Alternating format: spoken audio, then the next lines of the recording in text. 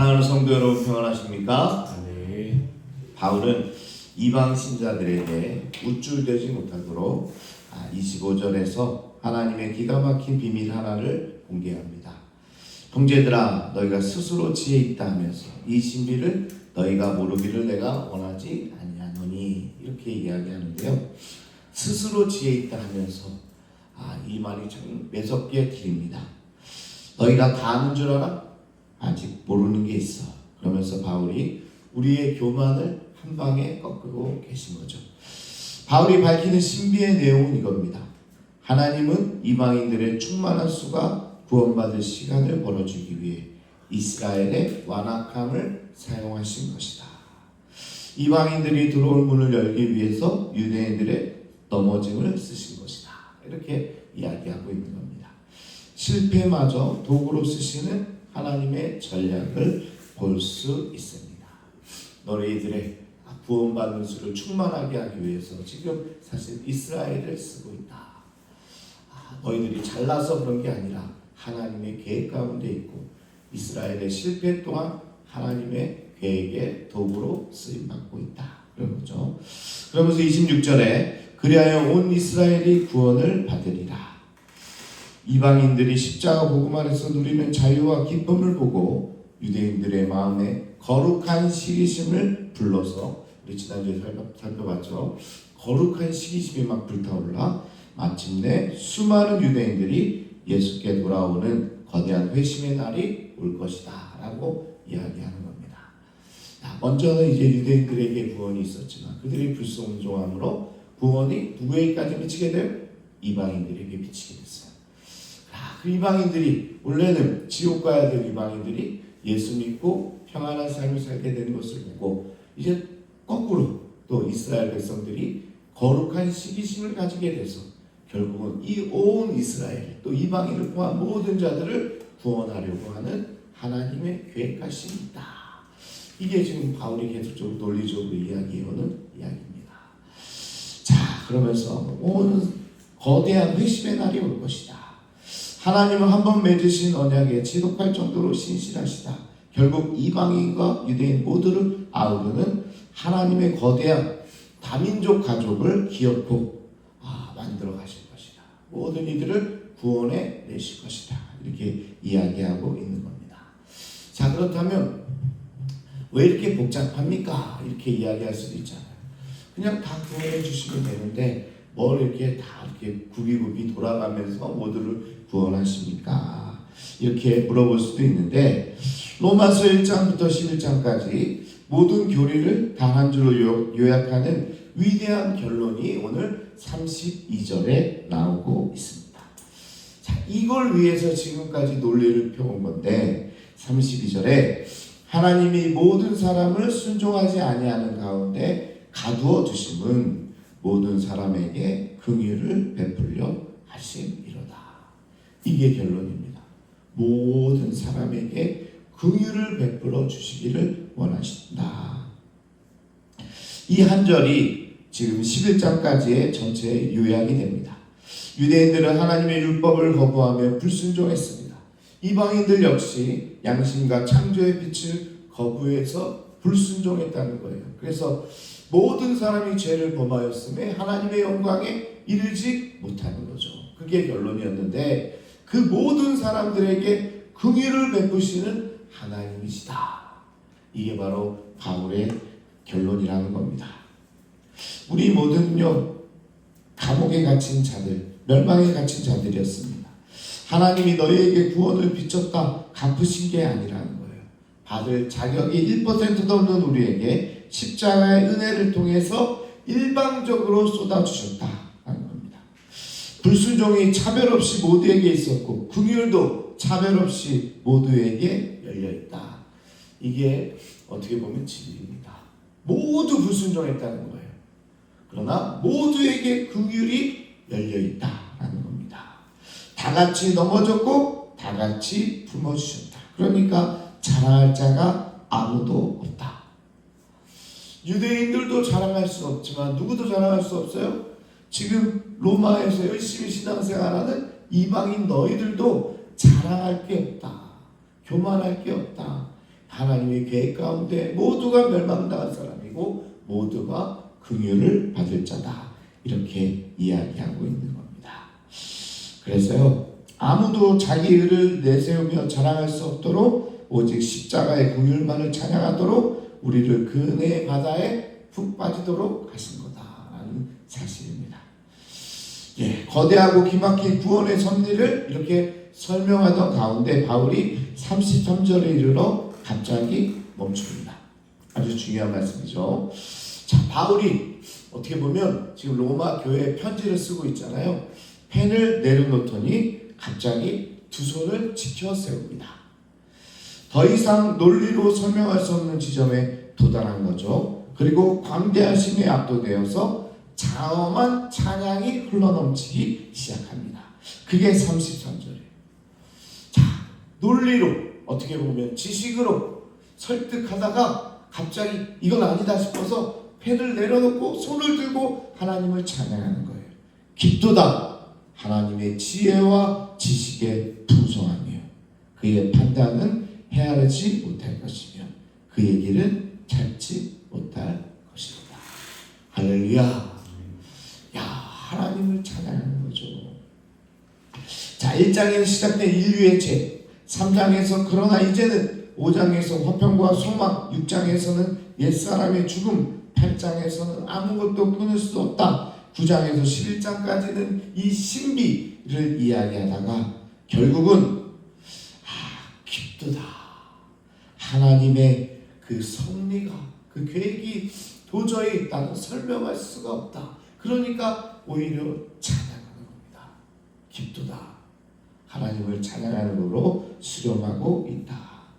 그래서요, 고로 신학은 설명이 아니라 찬양이라고 이야기합니다.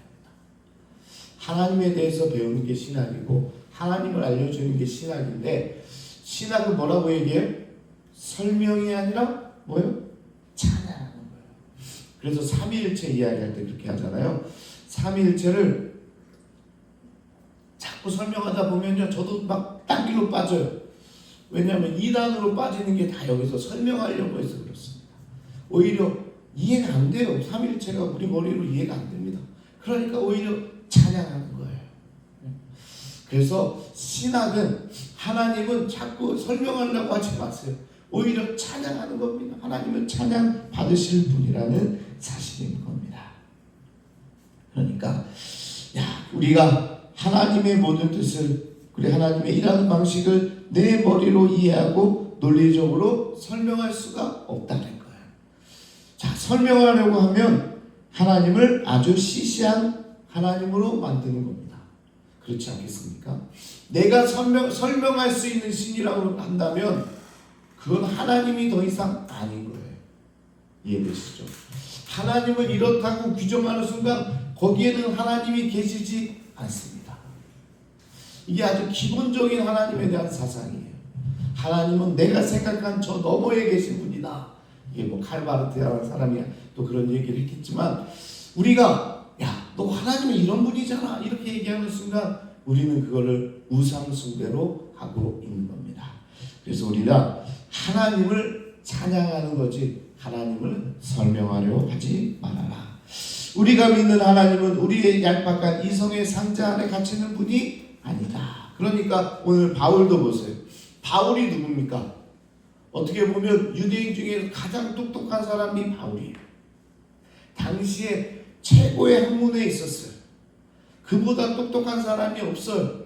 그런데 바울이 오히려 펜을 내려놓고 도저히 내 머리로는 이게 설명이 안 되니 하나님을 찬양한다 이렇게 이야기하고 있는 겁니다.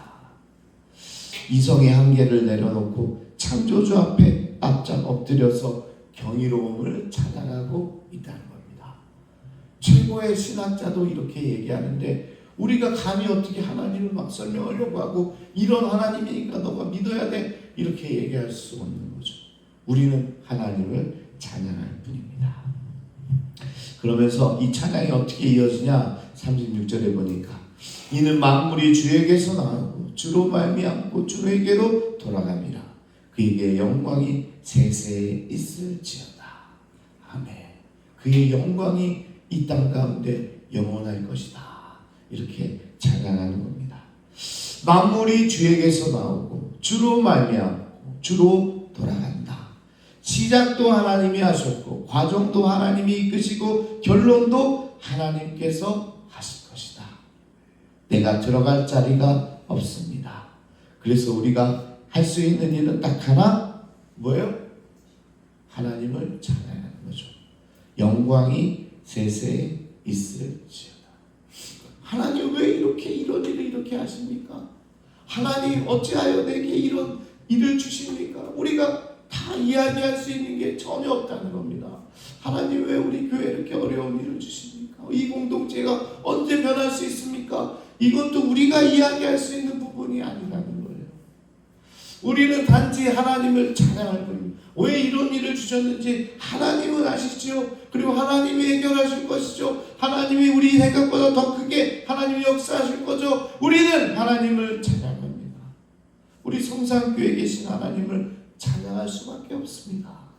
이게 우리의 고백이 될 수밖에 없다는 거죠. 한 권사님이 20년 넘게 기도하는 제목이 하나 있었는데요. 뭐겠습니까? 불신자 남편, 믿지 않는 남편에 대한 기도 하나였습니다. 남편은 교회를 극렬히 반대하는 사람이었대요. 권사님이 교회 갔다고 하니까 짐 싸서 나가라고 하고, 그리고 성경책을 쓰레기통에 버리기도 하고, 몇 번이나 이혼하겠다고 협박을 했습니다. 권사님은 20년 동안 매일 새벽에 나와 같은 기도를 했대요. 주님, 제 남편을 좀 살려주세요. 때로는 응답이 지체되며 남편은 점점 더 완악해가고 기도가 막힐 때도 있었다는 겁니다. 주님, 도대체 왜 이렇게 시간이 오래 걸립니까? 왜 우리 남편은 안 변합니까? 하나님의 뜻이 어디에 있습니까? 언제까지 기다려야 됩니까? 그리고 20년이 지나서 남편이 60을 넘기게 되는 어느 날 건강검진에서 암 진단을 받게 됩니다.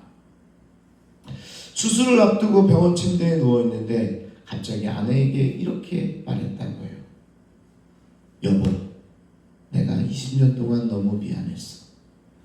날 위해 매일 새벽기도 하러 가던 거 다 알고 있어. 그런데 내 자존심이 허락하지 않는 거야. 그래서 내가 당신께 너무 모질게 굴었던 것 같아. 이제 나도 당신이 믿는 예수님한테 한번 매달려 보고 싶어. 날 포기하지 마. 권사님이 이 말을 듣고 아주 펑펑 병실에서 울었다고 해요.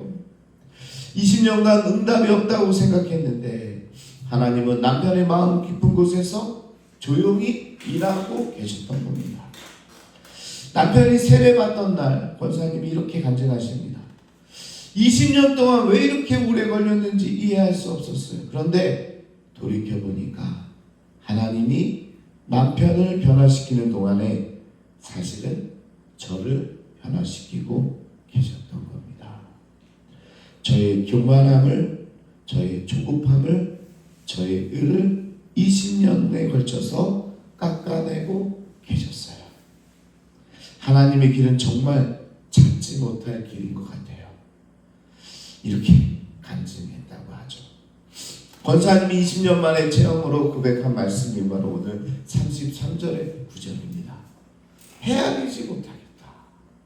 그리고 그 길은 결코 우리 인간이 찾을 수 없는 길이다.